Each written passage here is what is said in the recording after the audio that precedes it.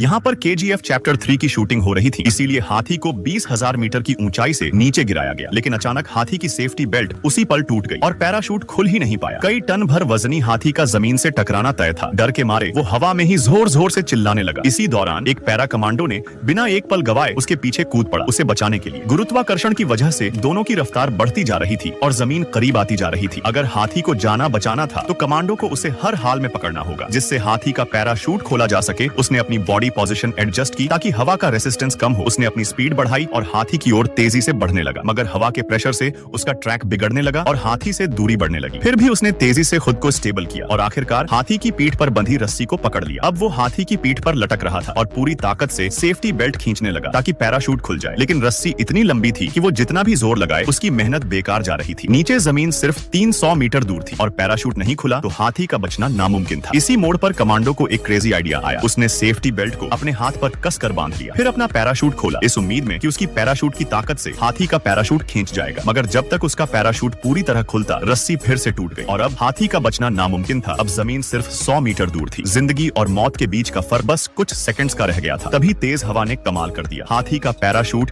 एक झटके में खुल गया और आखिरकार वो सुरक्षित जमीन पर उतर गया। बहादुर कमांडो के लिए एक लाइक और सब्सक्राइब।